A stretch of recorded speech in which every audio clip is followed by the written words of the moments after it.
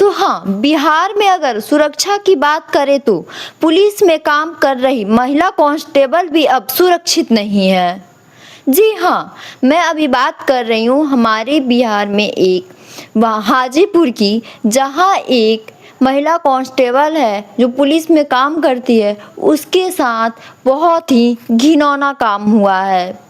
तो hi, good morning, good afternoon, कैसे हैं आप लोग। तो welcome back to my YouTube channel. तो आई होप आप लोग सही होंगे, मैं भी अच्छी हूँ।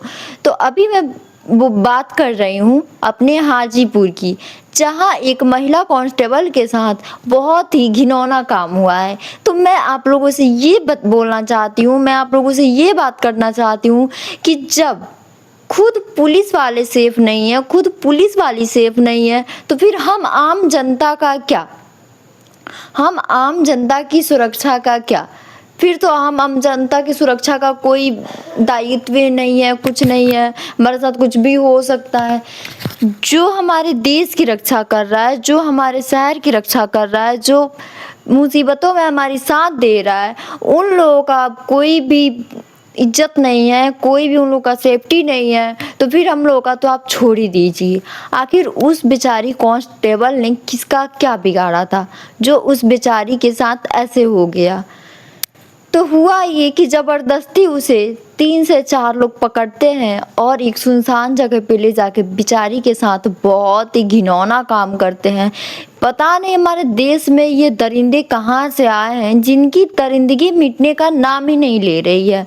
जब हम सोचते हैं कि यहाँ आज ये चीज़ ख़त्म हो जाएगी, कल से ये सब सुनने को नहीं मिलेगा, हमारे सामने डेली टू डेली ऐसे ही केसेस आ रही हैं और इंसान बिल्कुल थक सा गया है अब इन सारी चीज़ों को सुन के कि पता नहीं अब क्या होगा।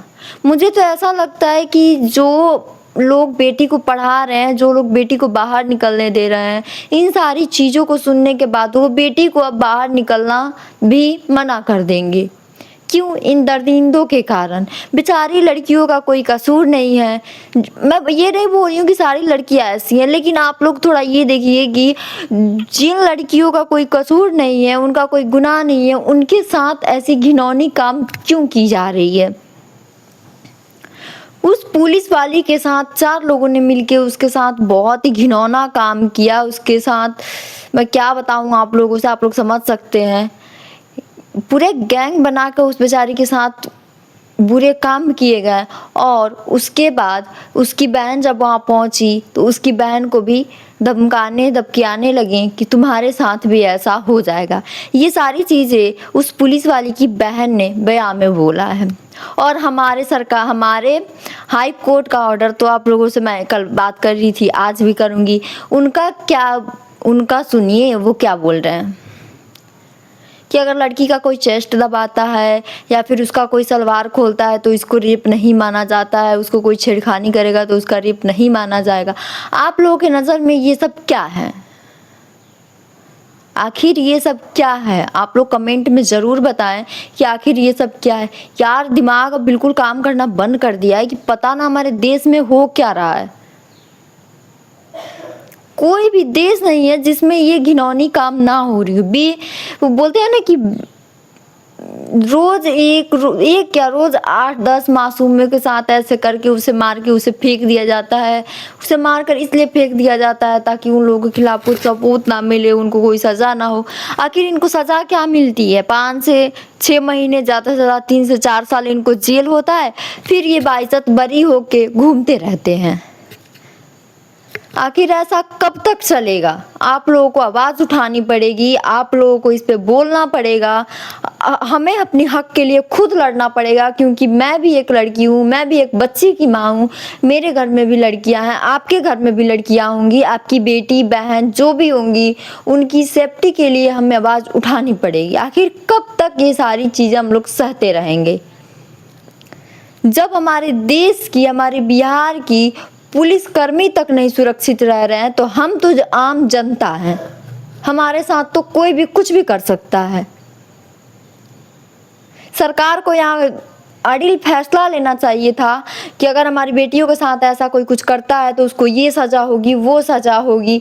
लेकिन नहीं, यहाँ हाई कोर्ट क्या ऑर्डर दे रहा है कि अगर कोई लड़का किसी लड़की के साथ छेड़खानी करता है तो उसे रेप नहीं माना जाएगा। यार सबके दिमाग घूम गए हैं, पता नहीं लोगों को क्या हो गया है, मुझे तो कुछ अब समझ में नहीं आ रहा है। दिमाग दिन पर दिन घूमते ही जा रहा है इन सारी चीज़ों को लेके। कभी 7 साल की बच्ची इन लोगों का शिकार बन जाती है, कभी कोई मामा का शिकार उनकी 9 महीने की बच्ची बन जाती है, वही भांजी बन जाती है। यार पता ना, यहाँ तो माँ बाप बेटी चाचा भतीजी सबका रिश्ता बदनाम हो गया है। लड़कियों के वजह से नहीं, ये कुछ चूतिए जो यहाँ दरिंदे बैठे हैं उन लोगों की वजह से।